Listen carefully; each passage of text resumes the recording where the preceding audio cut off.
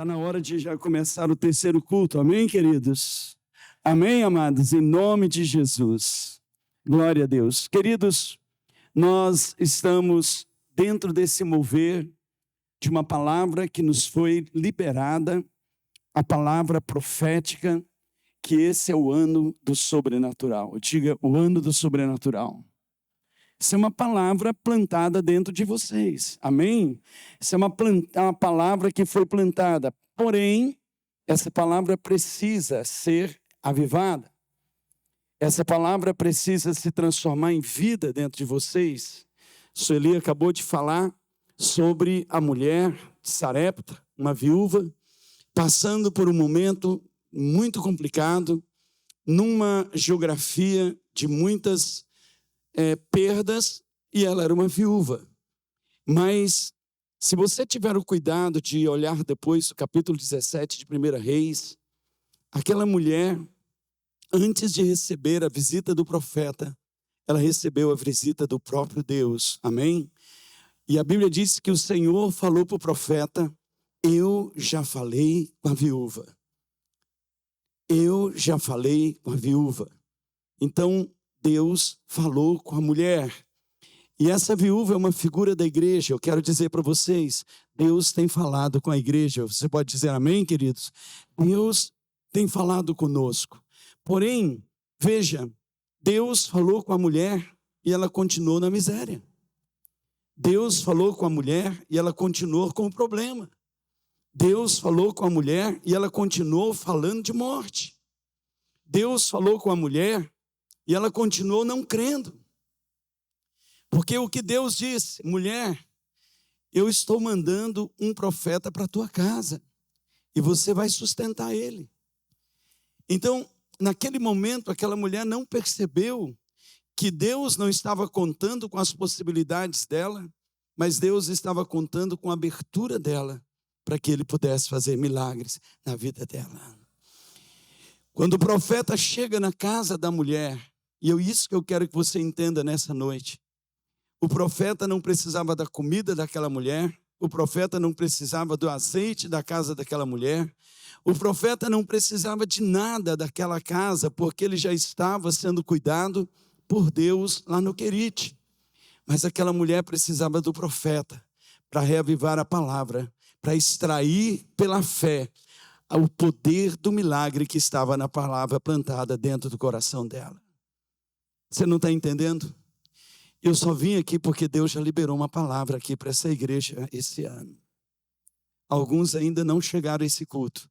Deus liberou uma palavra através da liderança do Ministério Paz, pelo pastor Eibe, dizendo: esse é o ano do sobrenatural. Mas essa palavra, apesar de ter sido liberada, muita gente ainda continua com a vida estagnada. Eu só vim aqui hoje, e nesses dias, para cada dia, como Elias, avivar essa palavra, essa fé, para que você possa extrair o poder de Deus que já está dentro de cada um de vocês. Quantos creem nisso? Dê um aplauso bem forte ao Messias. A fé, ela tem o poder de extrair da palavra aquilo que já está nela. A fé, ela tem o poder de extrair da palavra aquilo que já está nela. Agora, eu quero que você entenda a palavra não como o jeito que você sabe de palavra, que você entenda a palavra como uma pessoa, porque a palavra é o próprio Senhor Jesus, é uma pessoa que desde o início tudo já estava nele. Eu não sei se você percebe desde o começo do culto, o ambiente que está sendo gerado é um ambiente de fé. Olha a música, Jesus, tu és o primeiro onde tudo foi feito. Vocês cantaram isso ou não cantaram? Você entende o que é isso? A palavra onde está tudo pronto nela, ou seja, tudo foi feito. E por que ainda não foi feito na minha vida? Porque eu preciso extrair daquilo que já foi ligado nos céus, para que seja ligado aqui na terra, pela fé, eu trazer à realidade aquilo que Deus já me deu. Você pode dar um aplauso bem forte ao Messias? E a fé, guarde isso, a fé é o interruptor que liga essa luz. A fé é o interruptor que vai fazer esse motor funcionar. O motor tem tudo para funcionar, tem energia para funcionar, mas precisa apertar esse interruptor. E hoje você vai apertar o interruptor do sobrenatural de Deus na sua vida. Eu posso ouvir um amém? Olhe então para quem está do seu lado e diga: eu creio e eu profetizo que esse ano é o ano que nós vamos viver o extraordinário de Deus nas nossas vidas. Escute, olhe para mim. Quando a gente anda numa praia, a gente olha pegadas ali na praia, e mesmo não tendo pessoas naquele momento, a gente tem certeza que pela pegada passou gente naquele lugar. Então as pegadas denunciam que uma pessoa passou naquele lugar. Eu sei que passou. Alguém diz: mas como que você sabe? A pegada está aqui. O sinal está aqui. Deixa eu lhe dar uma palavra. O sobrenatural de Deus são as pegadas que dizem que Deus está presente, Eltim, na nossa vida. Quando os milagres começam a acontecer, é impossível alguém olhar para você e não dizer: Deus esteve aqui nessa casa, Deus esteve aqui nesse lugar, Deus está aqui nesse lugar, porque tem sobrenatural, porque tem milagres, porque o extraordinário está acontecendo na sua vida. E eu quero liberar uma palavra hoje. Pessoas vão olhar para a sua casa, pessoas vão olhar para a sua vida nesses dias e vão dizer: verdadeiramente Deus está passando aqui nesse lugar. Porque eu estou vendo os sinais da presença dele nesse lugar.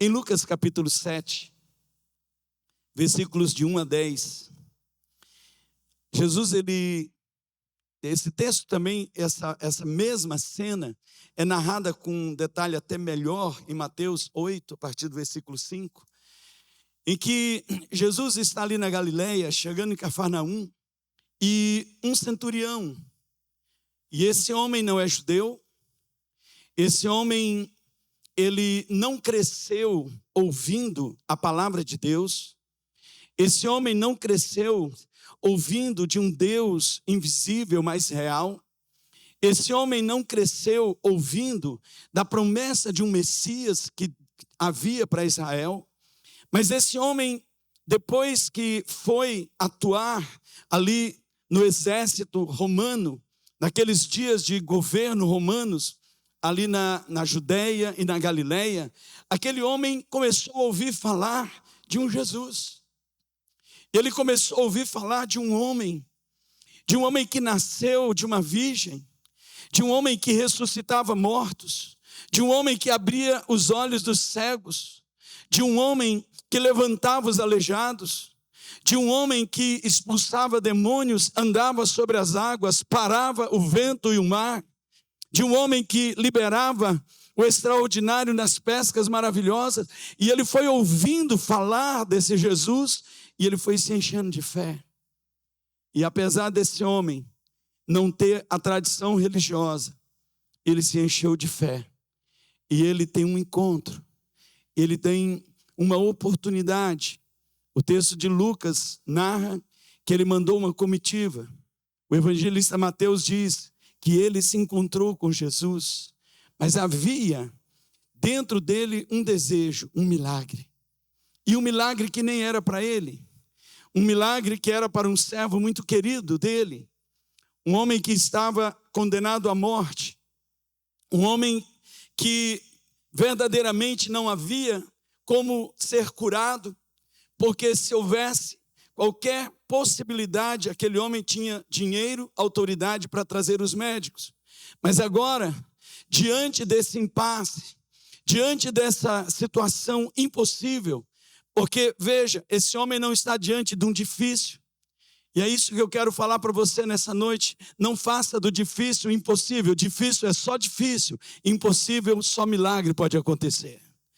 E esse é o tempo de nós vencermos os difíceis e vivermos o impossível em nome do Senhor Jesus. Esse é o tempo de nós virarmos essa chave. Agora ele manda um recado para Jesus e ele diz: Jesus, cura o meu servo. Ele não chamou Jesus para entrar na casa dele, mas Jesus diz: eu vou. E aí ele traz uma palavra tremenda, que está aqui descrito. Havendo concluído suas instruções aos discípulos e ao povo, Jesus entrou em Cafarnaum. E o servo de um centurião, a quem este muito estimava, estava doente e à beira da morte. O centurião havia ouvido falar de Jesus e por isso lhe enviou alguns líderes religiosos dos judeus, pedindo que fosse curar seu servo. Então, aproximando-se de Jesus, apelaram-lhe com muitas súplicas: este é um homem que merece que lhes conceda esse favor, pois trata nosso povo com elevada consideração, e ele mesmo contribuiu com a nossa sinagoga. Então Jesus seguiu com eles, mas ao chegarem nas proximidades da residência, o centurião enviou-lhes alguns amigos para que lhe entregasse a seguinte notícia: Senhor, não te incomodes, porque sei que não sou digno de receber-te sob o teto da minha casa. Se puder me dar um pouquinho mais só de retorno, eu agradeço. Por isso, nem mesmo me considerei merecer de ir ao teu encontro. Obrigado. Mas ordena com uma só palavra e o meu servo será curado. Pois eu também sou homem sujeito à autoridade, tenho soldados sob o meu comando. E eu mando a um, vai, e ele vai. E ao outro, vem, e ele vem. E ao meu servo, faze isto, e ele faz. Ao ouvir essa declaração, Jesus muito se admirou dele. E voltando-se para a multidão que o acompanhava, exclamou: asseguro-vos que nem mesmo em Israel encontrei uma fé como essa. E aconteceu que os homens que haviam sido enviados retornaram para a casa do centurião e ao chegarem lá, encontraram o servo dele totalmente curado. Diga para quem está com você: o encontro é aqui. Agora, se você pudesse ser um profeta, olha bem no rosto dessa pessoa, porque tem gente falando assim: olha, o encontro é aqui.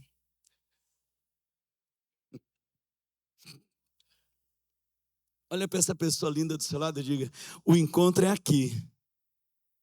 Mas se prepare, porque o milagre está acontecendo lá onde você deixou algumas situações que você não pode resolver. Quantos creem nisso, queridos? O encontro é aqui. Mas o milagre vai começar lá na sua casa. O milagre vai começar lá nessa semana que vai começar. O encontro é aqui, mas tem anjos de Deus sendo liberados nesse momento para cumprir propósito. Quantos creem nisso? Você pode dar um aplauso bem forte ao Messias. Amém, queridos?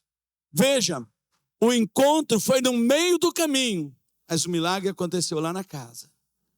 O encontro mudou o coração de um homem. E quando mudou esse coração, mudou a situação na casa deles. Escute, o que Deus mudar na sua vida, vai começar a mudar nas suas realidades, onde você está vivendo. Em nome do Senhor Jesus. Sabe, a gente precisa entender que o sobrenatural é aquilo que está além do natural. Além do que vemos, ouvimos, enxergamos ou tocamos. O sobrenatural não pode ser visto, mas ele é real. A gente precisa entender, Hebreus capítulo 11, versículo 3 diz que pela fé nós cremos que o universo, os mundos, foram formados por meio da palavra. Agora, quando eu falar palavra, esquece aquela visão natural de palavra. Quando eu falar palavra, pensa em Cristo. É como se estivesse dizendo: pela fé nós cremos que o universo foi feito por meio do Senhor Jesus. A palavra, o verbo, aquilo que é a ação de Deus, de forma que as coisas que nós vemos vieram a existir a partir das coisas que nós não vemos. Tem coisas que você não está vendo ainda, mas elas já existem e elas vão se manifestar na vida de cada um de vocês. Sabe o que é um milagre? É a manifestação, Daniel, de coisas que nós não estamos vendo agora, mas que nós precisamos. Coisas que nós não estamos vendo agora. Nós precisávamos de uma cadeira, mas isso tudo estava gerado no reino do Espírito. E Deus introduziu através de sabedoria, através de revelação. E hoje você tem uma cadeira que lhe dá conforto. E assim tantas coisas. Escute, esse ano, muitas coisas que você não está vendo vão se manifestar na sua vida, porque elas já estão prontas no reino do Espírito. Apóstolo, como eu vou trazer isso? A fé. Deus não vai sair para fazer nada, Ele já fez tudo. Tudo. Jesus, Tu és o primeiro, onde tudo, diga tudo. Tudo foi feito, é tudo sobre Ti. Tudo está feito nele. Então, apesar de eu não estar vendo, é mais real. Você nem precisa acreditar, mas o sobrenatural o influencia e determina a sua vida todo o tempo. Não somos seres terrenos que possuem experiências sobrenaturais, mas somos seres espirituais tendo uma experiência terrena. Deus nos fez a sua imagem e semelhança. Nós somos o único ser criado que tem a capacidade de interagir no reino espiritual e no reino físico conscientemente. Ou seja, nós somos mediadores. Deus nos fez mediadores entre reinos, entre mundos. Deus nos fez mediadores entre o reino espiritual e o reino físico. Agora, como eu posso mediar esses dois reinos? O que eu não vejo e o que eu vejo? Pela fé. A fé é a única forma de nós trazermos à existência aquilo que já está pronto. Nós fomos feitos para a dimensão da fé e do impossível. Posso ouvir um amém, queridos? O mundo invisível governa o mundo visível. Assim como não conseguimos ver as raízes de uma árvore, assim também a nossa vida, ela está fundamentada naquilo que não vemos, mas que nutre, seja de maneira positiva ou negativa, tudo o que vivemos. Não há campo neutro no mundo espiritual. Existem 4 realidades espirituais que agem no mundo espiritual. A primeira dela é a realidade dos espíritos malignos. Lucas 8, 1b e 2. Os 12 estavam com ele e também algumas mulheres que haviam sido curadas de espíritos malignos e doenças. Maria, chamada Madalena, de quem havia sido 7 demônios, saídos 7 demônios e espíritos humanos. Então veja, o reino espiritual maligno, ele é uma realidade. Ele existe. Hoje pela manhã eu falava, eu não sei se vocês já viram na cidade ou nas cidades, alguns lugares que várias empresas já passaram por lá. Abriram uma farmácia, um tempo depois ela quebrou. Aí trocaram porque o aluguel baixou. Abriram um supermercado, falaram, não, aqui não dá farmácia, mas um supermercado vai dar. Começou algum tempo, quebrou. Aí falou, não, vamos abrir então uma ótica. Abriram, vocês já viram lugares assim? Quantos aqui já viram? Faz assim. E o que está acontecendo? Não é o ramo do negócio que determina. Existe um espírito de falência naquele lugar. Existe uma realidade que precisa ser transformada. E é independente, se essa realidade não for transformada, aquilo que entrar naquele lugar vai ser consumido pelo espírito maligno que está territorialmente ali naquele lugar. Ninguém vê, mas ele é real. Ele é real. Existem casas que as pessoas, quando entram na casa, começam a ficar perturbadas. A pessoa está no trabalho, liga para a esposa, falam super bem, alegres, tudo. Quando chegam em casa, começam discussões, começam problemas, enfermidades. Você diz, puxa vida, eu tenho hora que não tenho vontade de ir para aquela casa. E aí você acha que o problema são os outros. Mas Paulo, apóstolo, diz que a nossa guerra não é contra carne nem sangue. A nossa guerra não é uma guerra natural. O que está por trás daquilo que nos perturba é mais real do que aquilo que nos perturba. E a gente precisa acertar o alvo. Posso ouvir um amém? A gente precisa identificar. Quando Israel entrou na terra da promessa, a terra era da promessa. Deus havia dito para ele, Deus colocou eles naquela terra.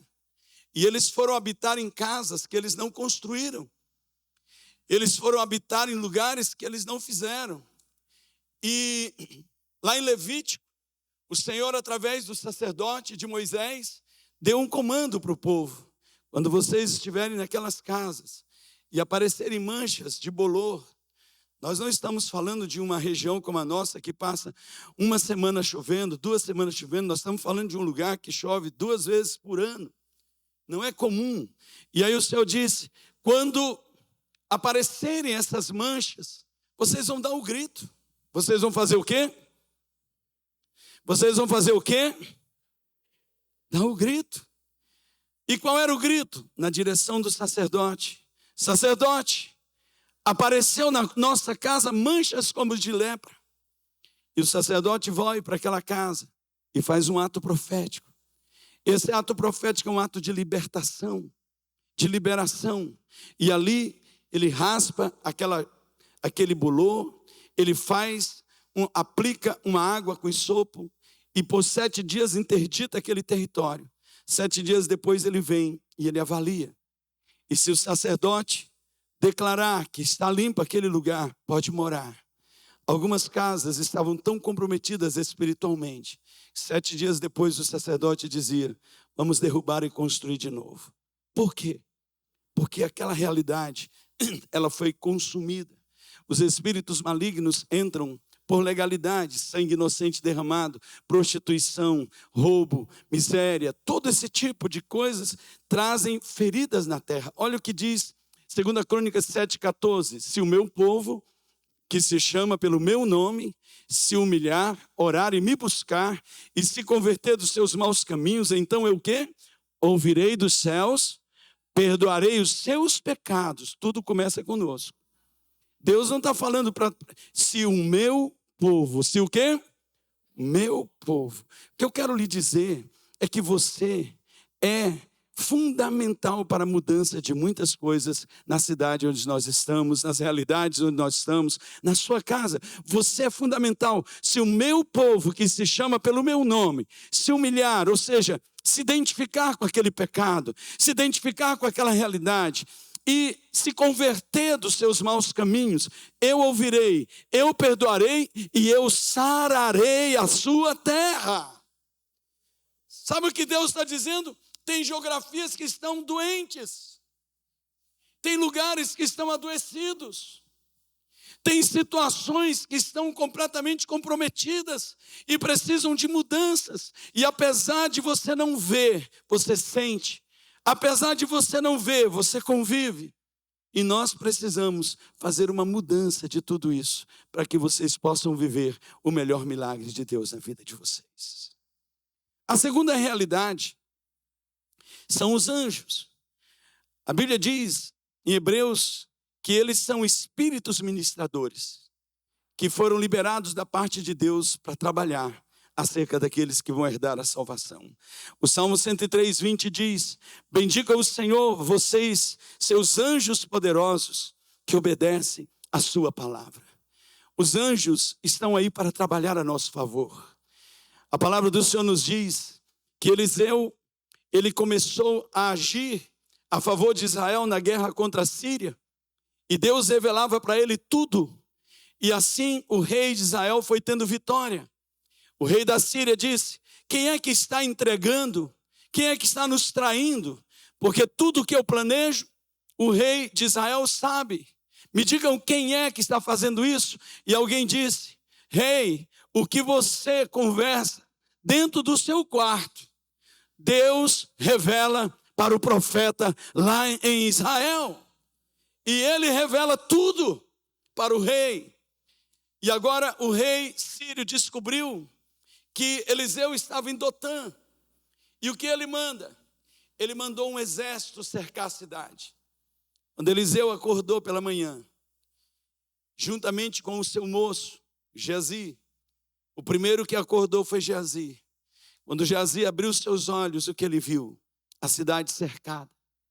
Ele viu e ele voltou para dentro da casa dizendo, ai meu Senhor, estamos perdidos. Olhe para mim, aquele que vive apenas na realidade natural, vai chegar momentos que vai dizer, estamos perdidos. Mas aquele que tem a visão espiritual, olha para as situações impossíveis e sabe que tem um Deus que já está liberando o sobrenatural, o milagre, o cuidado dele para a sua vida. Quando Eliseu chega, Eliseu já estava vendo. E o que ele estava vendo?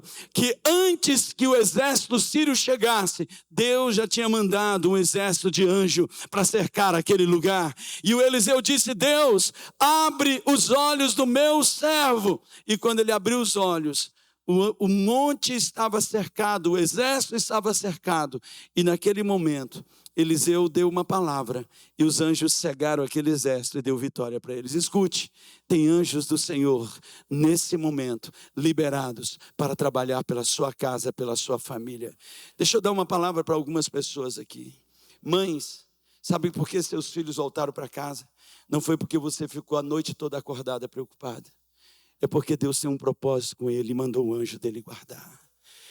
Sabe por que seus filhos voltaram dizendo que apesar deles terem passado, sofrido tantas coisas, que não sabem como é que não morreram lá? Sabe por quê? Porque Deus tem um anjo que está guardando a vida deles. Não é porque você ficou acordado, não é porque você ficou ansioso, não é porque você ficou ansiosa, não é porque você disse, a qualquer momento eu vou ter uma notícia ruim. Escute, não nutra mais isso no seu coração, porque os seus filhos, eles foram levantados para serem ensinados de justiça, eles serão sacerdotes na casa do Senhor, e a glória da segunda casa será maior do que a primeira. E o que Deus tem preparado para a vida deles, Deus tem preparado coisas grandiosas, e tem anjos nesse momento liberados aqui nesse lugar. Diga, o encontro é aqui, mas o milagre está acontecendo lá. Quantos creem nisso, queridos? Tem milagres de Deus acontecendo lá. O encontro é aqui, mas o Senhor está liberando anjos para trazer vidas preciosas, coisas preciosas. Deus está trazendo de volta. Esses dias eu recebi aqui um testemunho de um irmão, que ele roubaram um trator dele há 10 anos. 10 anos depois o trator voltou. Você vai, mas como é que acontece um negócio desse? Porque quando Deus determina que chegou a hora, ninguém pode segurar nada da sua vida. Nada. Quando Deus determina que chegou a hora, escute, nós estamos. Eclesiastes 3:11 diz que há tempo para todo propósito.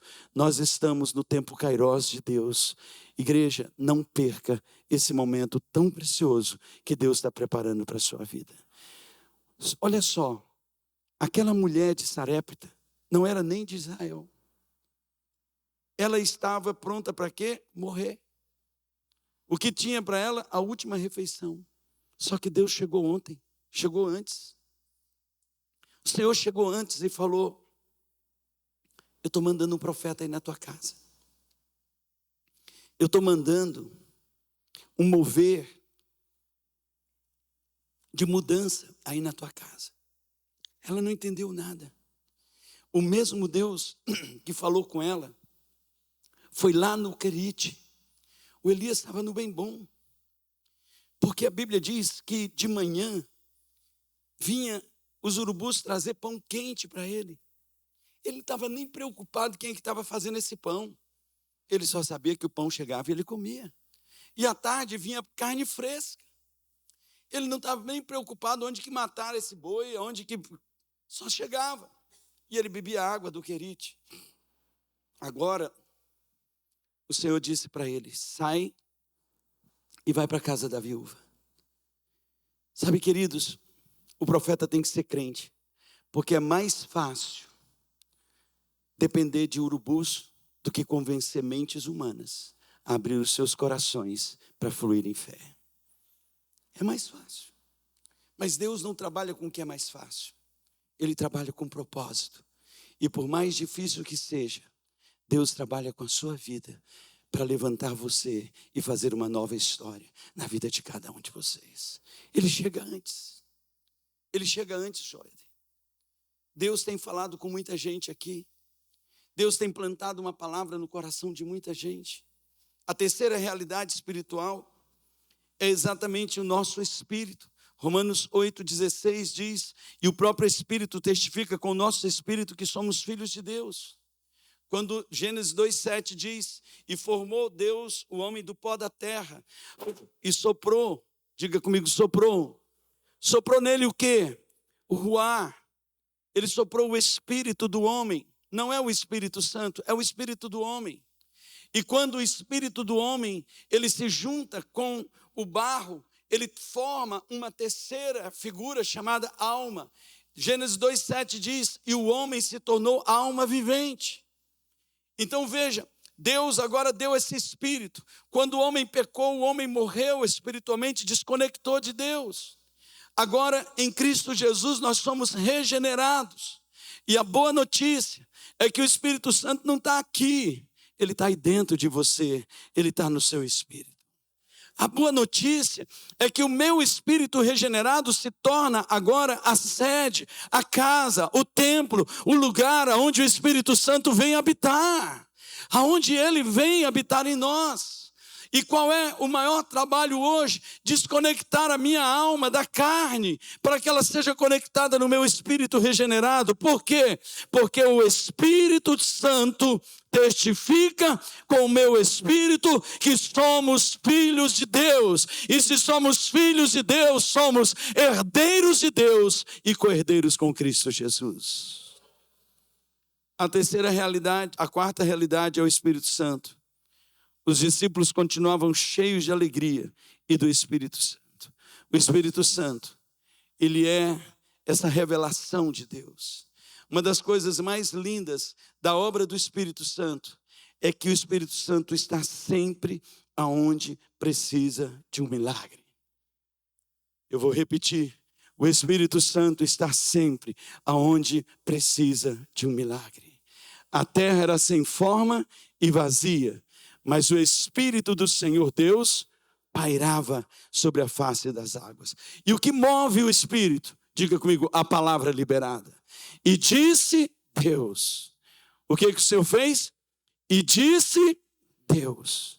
Por que em Gênesis 1, quem fala é Deus? Diga para quem está do seu lado, porque ainda não tem um homem. Guarda isso.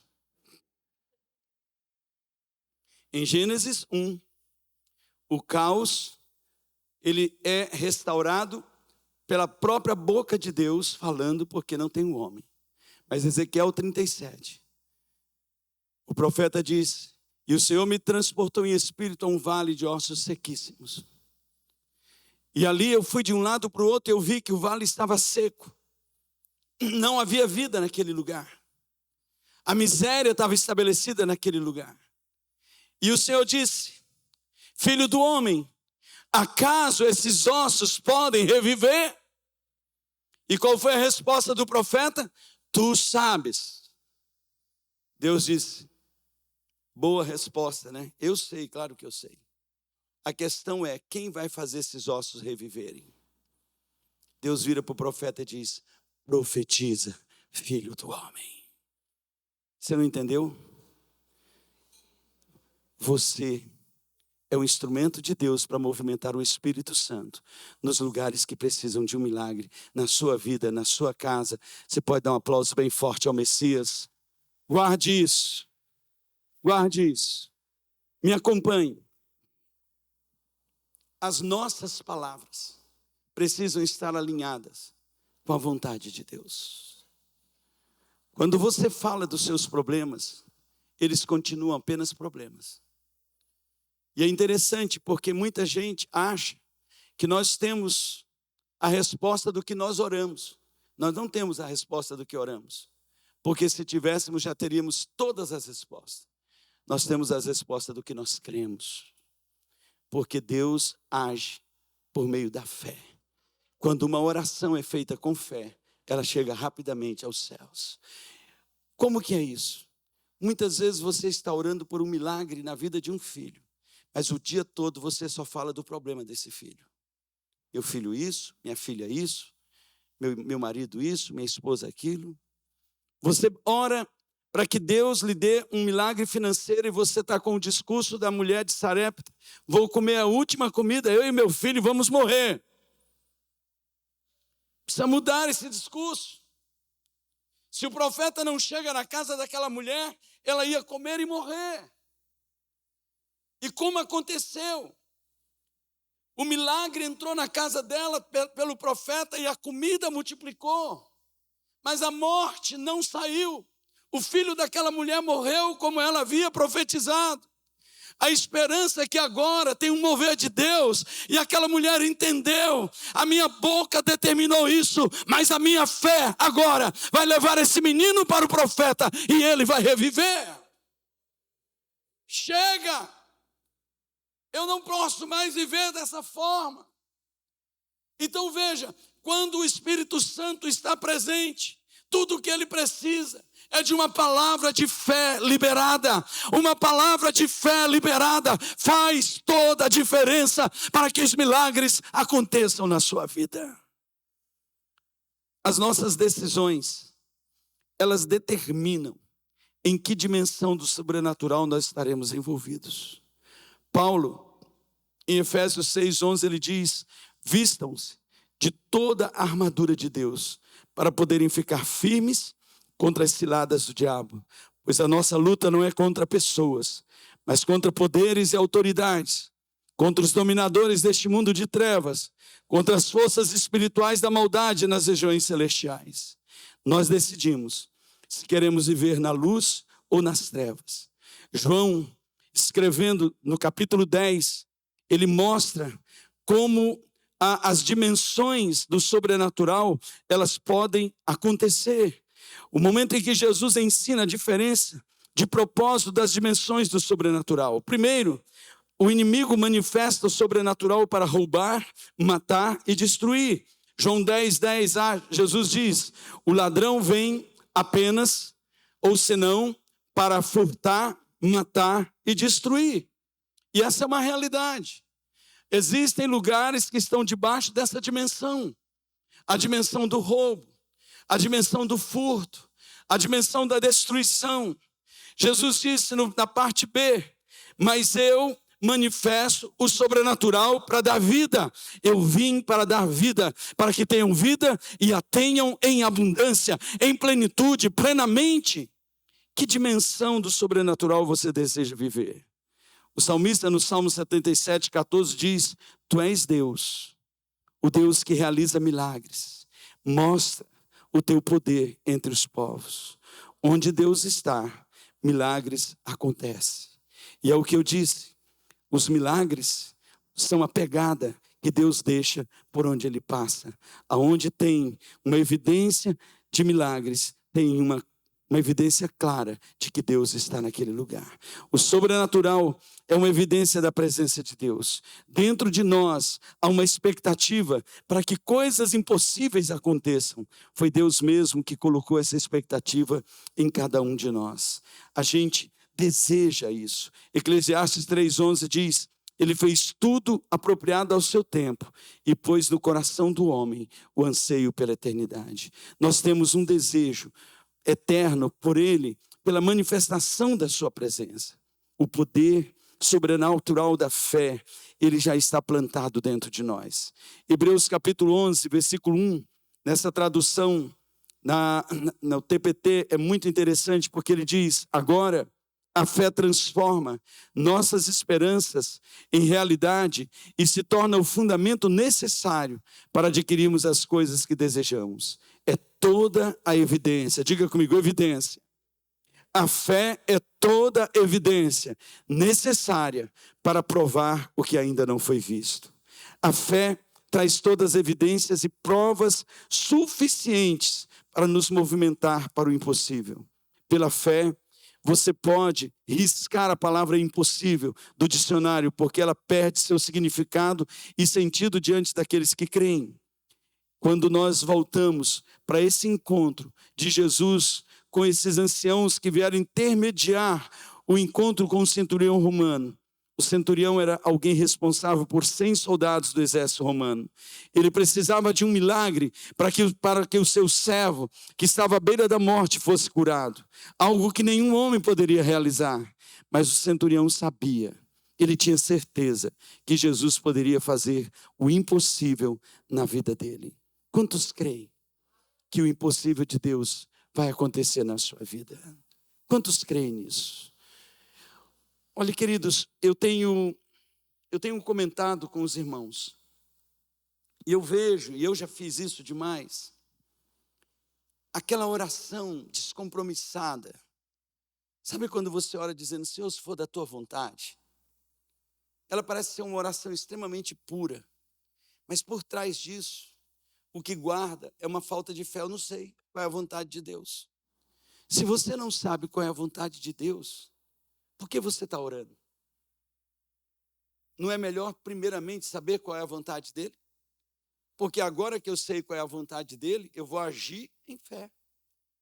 Quando Elias, no capítulo 18, ele é chamado por Deus para subir no Monte Carmelo, já havia 3 anos e meio de seca. A apostasia havia tomado conta de tudo.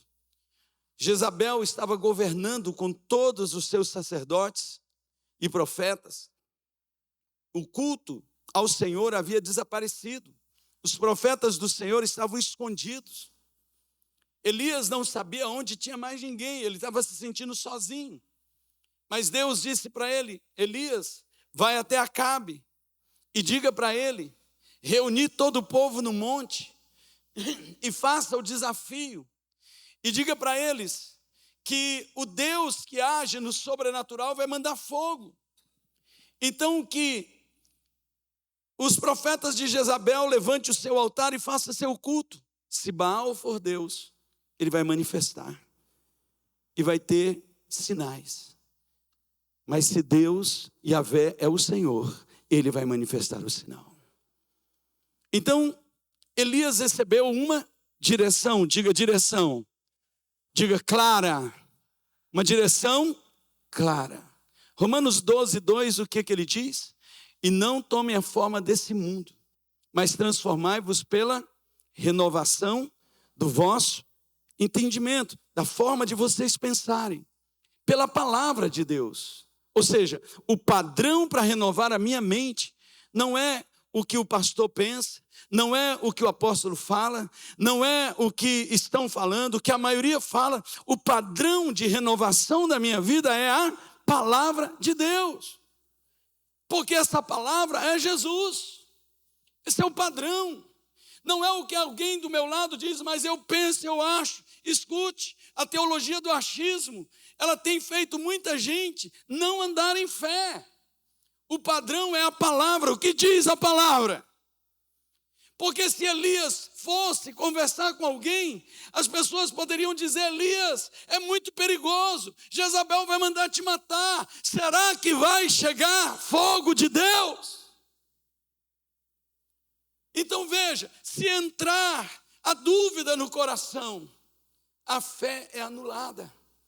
Então renovar a mente é blindar a mente. Mas olha o que Paulo, apóstolo, ele diz no final desse versículo: para que vocês possam ser capazes, diga comigo, capazes, de provar e experimentar, de ver e saber a boa, perfeita e agradável vontade de Deus para a vida de vocês. Você quer saber a vontade de Deus para a sua vida? Por que eu falo isso? Porque Elias agora está convicto. Ele está convicto. E ele sobe. E os profetas de Jezabel fazem todo o seu culto. Baal manda fogo. E nada, eles se lastimam. E quando chega mais ou menos lá pelas 3 da tarde, o Elias, ele faz algo que me chama muita atenção, Joéder.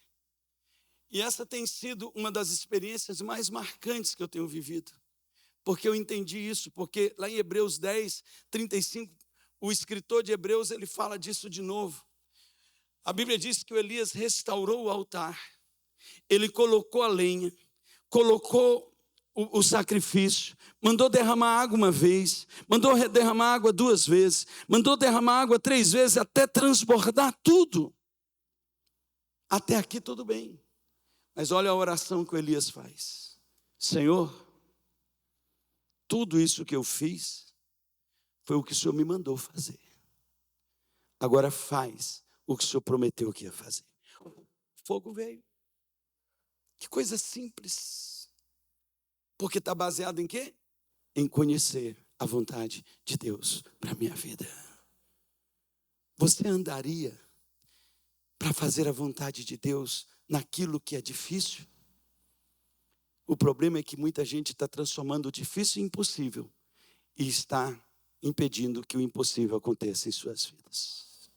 Faça do difícil apenas difícil e viva o impossível, que só um milagre pode acontecer na sua vida. O Elias, ele disse: o que o Senhor pediu para fazer, eu fiz. Agora faz o que o Senhor prometeu que ia fazer. fogo veio. Você acha que Deus vai mudar? Que Deus não vai cumprir? É isso que Deus quer fazer. Veja, aquela mulher de Sarepta viveu o milagre, por quê? Porque quando o profeta chegou na casa dela, disse para ela: mulher, vai fazer o bolo para morrer, mas antes faz primeiro para mim. Faz primeiro para mim. E ela, o que ela fez? Então tá bom, tá aqui, pode comer. Ele disse: agora vai olhar o azeite, vai olhar a farinha, vai olhar amanhã de novo, e depois de amanhã. E eu quero profetizar, queridos, que você vai viver um extraordinário, o sobrenatural de Deus, porque Deus está quebrando fortalezas na mente, Deus está quebrando barreiras da sua fé, e você vai poder fazer logo uma oração para Deus, dizendo: Deus, o Senhor lembra o que o Senhor falou para mim fazer? O Senhor lembra o que o Senhor me pediu? O que o Senhor me mandou? Está feito, agora faz o que tu prometeste, e você vai viver o extraordinário de Deus na sua vida. Você pode dar um aplauso bem forte ao Messias.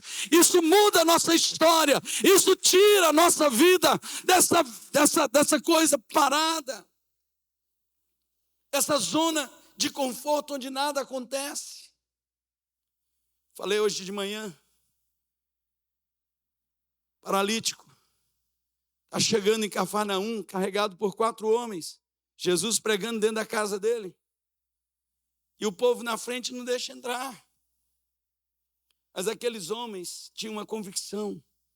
Eu creio, Daniel, que eles não saíram de casa dizendo: olha, a gente vai levar você lá para ver se Jesus cura você. Eles disseram: hoje a gente não volta carregando você. Fale para quem está ao seu lado: hoje eu não carrego você de volta. Hoje a gente volta andando, amém? Hoje a gente volta andando, amém? Hoje eu não vou carregar você de volta. Chega! E aí eles chegam naquele encontro, a igreja está lotada, igual está aqui. E crente não sai do lugar para ninguém, não. Crente não sai do lugar, não. Os 4 carregando a marca lá, querendo entrar. Os caras: fica aí na fila porque a gente chegou primeiro, a gente chegou mais cedo. Aqueles 4 tinham uma decisão: esse homem vai chegar aos pés de Jesus hoje, nem que seja de elevador. Eles subiram na casa, destelharam a casa. Eles fizeram uma loucura, mas eles sabiam que quando aquele homem chegasse na frente de Jesus, a vida dele não seria mais a mesma. Escute, a Bíblia diz algumas vezes que Jesus viu a fé. Jesus o quê? Faça a sua fé ficar visível. A fé precisa ser visível. Jesus viu a fé da mulher que tocou nele. Jesus viu a fé do homem que gritou para ele. Jesus viu a fé do cego que foi lá em Siloé lavar o seu rosto. Jesus viu a fé daqueles 4 homens. Jesus viu a fé daquela mulher Ciro-fenícia. Jesus viu a fé da igreja Paz Church. Jesus viu a fé sua nesta noite, e algo poderoso será liberado na sua vida. Diga bem alto: eu vou fazer a minha fé se tornar visível. E quando o céu olhar para mim, ele verá a minha fé, e a minha fé vai me levar a extrair o sobrenatural de Deus para a minha vida. Dê um aplauso bem forte ao Messias. O poder sobrenatural da fé é reconhecer quem é Jesus. O capítulo 7, versículo 6 diz: Senhor, não te incomodes, pois não mereço receber-te debaixo do meu teto. Por isso nem me considerei digno de ir ao teu encontro. O centurião entendeu quem era Jesus. Em João, capítulo 1, versículo 10 diz: aquele que é a palavra estava no mundo. O mundo foi feito por intermédio dele, mas o mundo não o conheceu. Uma fé que revela o poder sobrenatural dos céus é capaz de reconhecer Jesus. A questão não é se você sabe quem foi o Jesus histórico, mas se você consegue reconhecer Jesus, o Filho de Deus. Em Mateus 17:15, Jesus ele faz uma pergunta para os discípulos, depois que ele tinha feito uma pergunta anterior, dizendo: quem dizem que é o Filho do Homem? Alguém diz, é a reencarnação do Elias, ou a reencarnação do João Batista, ou até mesmo dos profetas, Jeremias e tantos outros. Jesus diz, o quê? O que todo mundo pensa não muda a sua vida. Eu vou repetir. O que as pessoas estão falando de Jesus não muda a sua vida. Sabe o que muda a sua vida? É o que você pensa acerca dele. Quem é Jesus para você? Quem é Jesus? E Jesus diz, e vocês? Quem dizem que eu sou? Simão Pedro respondeu, tu és o Cristo, o Filho do Deus vivo. Respondeu Jesus, feliz é você, Simão, filho de Jonas, porque isso não lhe foi revelado por carne ou sangue, mas por meu Pai que está nos céus. A pergunta que Jesus fez para Pedro ainda continua para nós, quem vocês dizem que eu sou? E essa resposta pode mudar a sua vida. João capítulo 1, versículo 12 diz, contudo, aos que o receberam, aos que creem em seu nome, deu-lhes o direito de se tornarem filhos de Deus. Deu-lhes o direito. Quando nós olhamos o relato de Jesus saindo de Jericó e um cego que estava à beira do caminho, ninguém sabe o nome dele, porque Bartimeu não é nome, é um apelido, é o filho do Timeu. É o filho do João, o filho da Maria, o filho do Pedro. Era um cego. Muitas vezes nós somos conhecidos pelas nossas deficiências. É o aleijado, é o falido, é aquele que não dá certo. Vai sendo trazido algumas marcas. E a gente não pode mudar o que as pessoas pensam de nós. Mas nós podemos mudar o que nós somos quando as oportunidades de Deus aparecerem diante de nós. Nós não podemos mudar o que a família está dizendo de você. Talvez alguém da família diz, tudo que você faz não dá certo. Aquele não vai para lugar nenhum. Não vai dar certo nunca na vida. Já tentou de tudo. É um desajustado, é uma desajustada, é isso. E a gente traz essas marcas. Mas o que a gente não pode é perder as oportunidades de Deus quando elas chegam diante de nós. Hoje, tem uma oportunidade de Deus aqui para você, querido.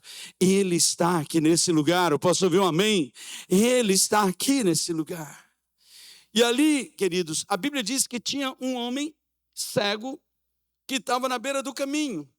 O cego era o único que conseguia saber quem era Jesus. O cego via o que os que viam não viam. O cego enxergava mais do que aqueles que enxergavam. Aqueles que tinham visão não conseguiam ver. E aquele que não tinha visão conseguia ver. Por quê? Porque Jesus não parou para ninguém. Por quê? Porque aqueles que estavam com ele, até mesmo os seus 12, não sabiam quem era Jesus. Mas o homem na beira do caminho começou, Yeshua ben Davi, Jesus, filho de Davi. Olha a resposta que Pedro dá aqui. Tu és o Cristo. Essa palavra é o ungido, é o esperado, é o Machia. É o correspondente grego para a palavra hebraica Machia, ungido, o esperado. É essa a revelação. Tu não és o qualquer, tu não és o filho da Maria e do José, tu és o filho do Deus vivo, tu és o verbo de Deus encarnado entre nós, a palavra que se fez carne e habitou no meio de nós, aquele que nós aguardávamos. Aquele cego começou a gritar, Jesus, filho de Davi. Ele não disse profeta do Deus Altíssimo, sacerdote mestre. Não, Jesus, filho de Davi, tem misericórdia de mim. E Jesus parou. Hoje, o céu vai parar aqui nesse lugar. Você não está entendendo? Hoje o céu vai parar aqui nesse lugar. porque eu creio que tem fé que está se tornando visível aqui nesse lugar.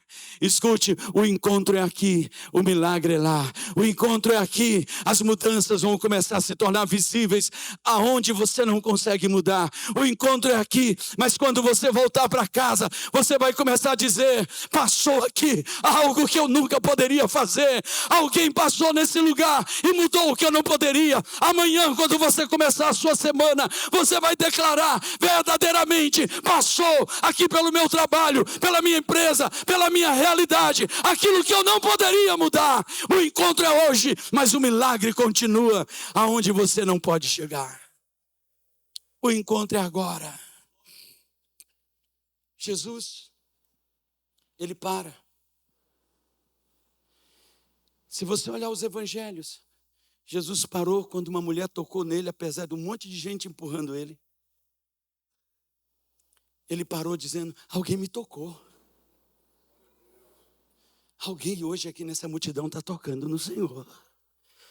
Alguém aqui está tocando nele. Porque tem gente que veio assistir um culto, mas tem gente que veio ter um encontro com ele. E aquilo que a gente define é o que muda a nossa história. Diga para você mesmo: chega de assistir culto. Diga para você mesmo. Fale seu nome, diga: Alan, chega de assistir culto. Assistir culto não muda a vida de ninguém. Pode até assistir pela televisão em casa.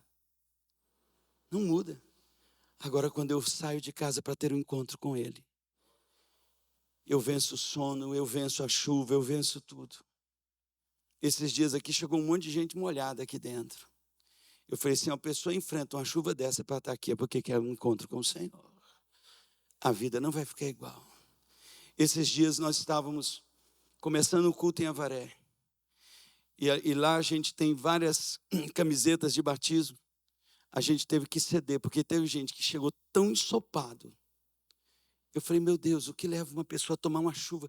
Porque você chega no estacionamento, você vê o tamanho da chuva, você fica lá dentro do carro: eu vou ligar aqui, eu vou assistir daqui. Mas as pessoas queriam um toque. E depois nós começamos a ouvir de milagres e sobrenatural de Deus na vida de tanta gente.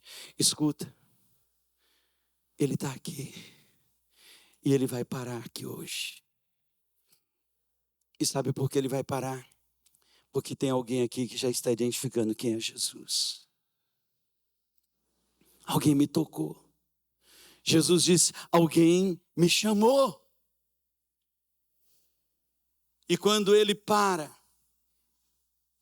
ele vai ao encontro do cego. E ele diz: manda ele vir para mim. O cego largou tudo e correu ao encontro de Jesus. O cego largou tudo. Escute, largue tudo e corra ao encontro do Senhor nessa noite. Larga tudo. Porque, sabe, querido, deixa eu falar uma coisa para você. Naqueles dias, para pedir esmola, você tinha que ter uma autorização do Império Romano. E um aleijado, cego, ou mendigo que tinha aquela capa, é igual um taxista que tem o direito de ter um ponto de táxi. Aquilo custava. Porque não era qualquer um. Então a garantia daquele cego era a capa dele. Você acha que aquele cego estava preocupado com as capas? Diante do encontro que ele estava com o Senhor. Sabe por que muitas vezes a gente volta para casa do mesmo jeito? Porque a gente vai para o encontro dele carregando nossas capas.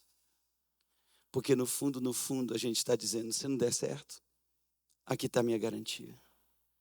Escute. Desloca a sua fonte daqui para cá. Desloca a sua fonte. Aonde está a sua fonte está a sua segurança. Aonde está a sua fonte está a sua segurança. Se a sua fonte é o seu recurso, viva com ele e não espere nada mais além daquilo que você tem.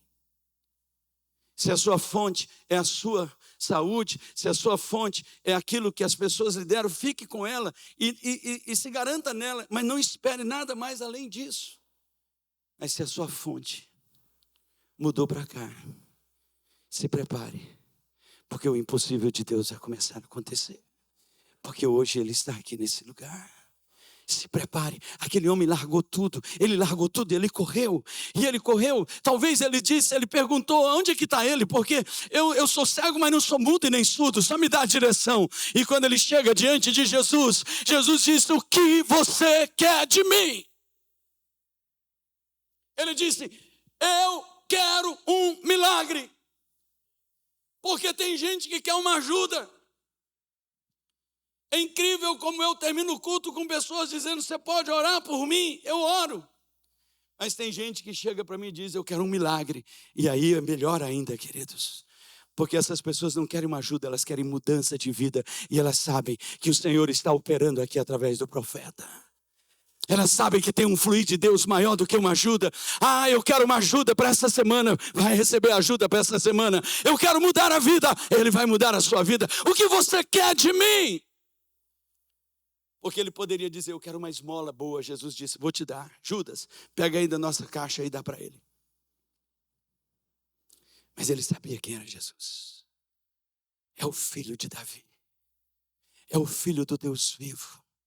Isso muda a nossa história. O poder sobrenatural da fé é aplicar, o cronômetro está zerado ali, eu já estou terminando. O poder sobrenatural da fé é aplicar a fé na palavra de Deus. E o centurião disse, mas fala uma palavra e o meu servo será curado. Fala uma palavra. Fala uma palavra. Eu não preciso de mais nada. Eu não preciso nem que tu toques nele. O poder está na palavra de Deus. Mas é a fé que extrai o poder da sua palavra. Eu vou repetir, o poder está na palavra de Deus, mas é a fé que extrai o poder da sua palavra.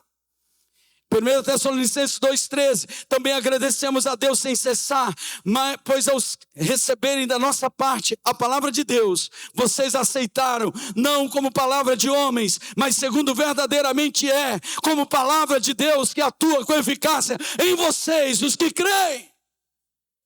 Se você entender que a palavra que está fluindo desse altar não é a palavra do apóstolo, mas é a palavra de Deus, que ela se cumpra na sua vida de acordo com a qual ela foi designada. É isso que muda. Escutem, queridos, apóstolo Eibe, ele não traz uma direção profética para a igreja apenas para ter um tema. É algo do céu que passa por ele e chega para plantar dentro de vocês. Esse é o ano de viver os maiores milagres de Deus. Eu vou falar mais uma vez. Esse é o ano de viver os melhores milagres de Deus. Mas às vezes nós recebemos uma palavra dessa, Joéder, e a gente está lá em Sarepta. E os noticiários de Sarepta dizem que o negócio está de mal a pior. E aí quando a gente vai na cozinha, vê que a coisa está ficando pior ainda do que os noticiários. E aí nós temos uma decisão. Ou a gente vive pela fé, na palavra. Porque para muita gente, Elton, viver pela fé é mais ou menos assim. Agora que não deu mais nada, eu vou viver pela fé. Mais ou menos assim. Ah, você quer viver pela fé? Ah, vai viver pela fé. É um escárnio, né? Ah, você vai viver agora pela fé? Agora, quando eu entendo que tudo é criado por meio da palavra, o noticiário de Sarepta está dizendo, esse ano a crise vai ser terrível. A meteorologia de Sarepta está dizendo, não tem chuva no ar. Não vai ter colheita. A realidade da minha despensa está dizendo, só tem comida para mais um dia. Mas o céu veio para a terra dizendo, eu estou entrando na tua casa para fazer uma mudança na tua vida. A decisão é nossa. A decisão é nossa. Qual ambiente eu vou viver? O ambiente do milagre ou o ambiente de Sarepta? Porque quando eu deixo entrar a palavra viva, e ela gera fé. Escute, o poder está na palavra, mas a fé extrai o poder da sua palavra. Mateus 4:4, Jesus está terminando um jejum, e o diabo vem até ele. Algumas pessoas dizem, mas o jejum gera guerra. Não, o jejum não gera guerra, o jejum prepara você para as guerras que já estavam vindo. Quando Deus lhe chamar para o jejum, vá. Porque talvez você não suportaria passar por algumas coisas se você não estivesse no jejum. Por que mais um jejum? Porque Deus te ama. E Ele quer arrancar sua carne para você ficar protegido pelo Espírito Santo de Deus. Então você que resiste quando tem uma chamada de jejum, você está cometendo as maiores besteiras da sua vida, porque Deus está lhe protegendo, para que você se levante em fé e vença aquilo que você não venceria. Jesus passou 40 dias e 40 noites jejuando. E sabe o que veio visitar ele no final do jejum? O diabo. E o diabo veio pegando mesmo pesado, porque alguém com 40 dias de jejum total, quando termina ele está com fome. Jesus recebeu uma palavra dizendo: tu és o meu filho amado. E o diabo disse: tu és filho de Deus, então resolve esse problema, transforma a pedra em pães. Jesus disse: qual é o pai que o filho pedindo pão, ele vai dar pedra? Não, eu não quero comer pedra, pão pesado. Eu me alimento de toda a palavra de Deus que procede da boca de Deus. Nem só do pão, o sustento do seu corpo é o alimento, mas o que sustenta a sua vida é a palavra de Deus.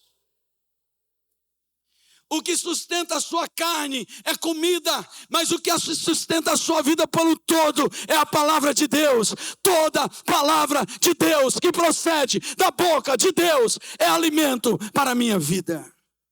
Aplicar a fé na palavra é receber discernimento e direcionamento, é basear sua confiança na verdade, é renovar a sua fé. Consequentemente, a fé vem pelo ouvir a mensagem, e a mensagem é ouvida mediante a palavra de Cristo. É receber armas para vencer as guerras espirituais. É a espada do Espírito e o capacete da salvação, que é a palavra de Deus. Onde está aplicada a sua fé? Em que lugar você está colocando a sua confiança? Desloque a sua fonte daqui de baixo para os céus e segure na palavra, porque o tempo do milagre está chegando para a sua vida. E para terminar, o poder sobrenatural da fé é estar sujeito à autoridade de Jesus, é estar andando pela fé no nome de Jesus. Pedro falando agora em Atos 3:16, o nome curou este homem que vocês veem e conhecem. A fé que vem por meio dele, lhe deu esta saúde perfeita, como todos podem ver. O nome de Jesus tem poder para curar, para fazer o impossível, mas somente a fé consegue acessar esse nome. Nós precisamos entender que o poder sobrenatural da fé é que vai fazer com que eu acesse a palavra, eu acesse o nome de Jesus, porque quando você crê, você recebe.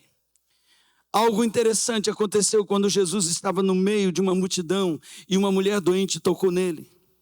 Quando ela tocou, o Senhor disse: alguém me tocou. Aquela mulher disse: se tão somente eu tocar no seu manto, eu ficarei curada. Jesus, no versículo 31 do capítulo 5 de Marcos, diz: alguém tocou em mim aqui. Tem gente tocando no Senhor nessa noite aqui nesse lugar. O céu está parando na sua direção. No meio de uma multidão, apenas aquela mulher teve a fé ousada. Apenas ela compreendia que era Jesus. A questão não é se Jesus tocará em nós, mas se teremos uma fé capaz de tocar nele nessa noite. Alguém aqui quer tocar no Senhor nessa noite? Sabe, queridos, hoje tem um batismo de fé aqui nesse lugar. E ao concluir, Jesus admirou-se dele. Versículo 9. E voltando-se para a multidão que o seguia, disse: nem em Israel eu vi tamanha fé. Então os homens que haviam sido enviados voltaram para casa e encontraram o servo totalmente curado. Porque o encontro é aqui. O milagre começa lá na sua vida. Tem gente que deixou coisas na sua casa que precisam de um milagre. Realidades na sua família, no seu casamento, com seus filhos, na sua saúde, nas suas finanças. O encontro é aqui, mas o milagre é lá. E hoje o Senhor quer ser tocado por você. Não é que Ele quer lhe tocar, Ele quer ser tocado por você. Ele quer que você toque suficientemente com fé a ponto de extrair o milagre dele. Hebreus 11:6 diz: sem fé é impossível agradar a Deus, porque quem dele se aproxima precisa crer que ele existe e que recompensa aqueles que o buscam. Como é a sua conexão com Deus? Você o conhece de perto ou de longe? João 1,12 diz: contudo, aos que o receberam, aos que creram em seu nome, deu-lhes o direito de se tornarem filhos de Deus.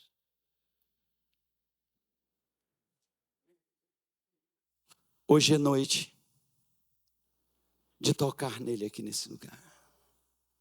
Hoje é noite de nós pararmos o céu e dizer sim, Senhor, eu estou mudando minha cabeça. Talvez eu saí de casa para vir assistir um culto, mas eu não quero mais assistir culto. Eu quero ter um encontro com o Senhor, a ponto de mudar a minha história, a minha vida. Eu quero extrair de Ti, Senhor, o milagre que só o Senhor pode trazer para a minha vida. Tem alguém aqui disposto a mostrar a sua fé para o Senhor? Tem alguém aqui disposto a parar os céus para que os milagres comecem a fluir aqui nesse lugar?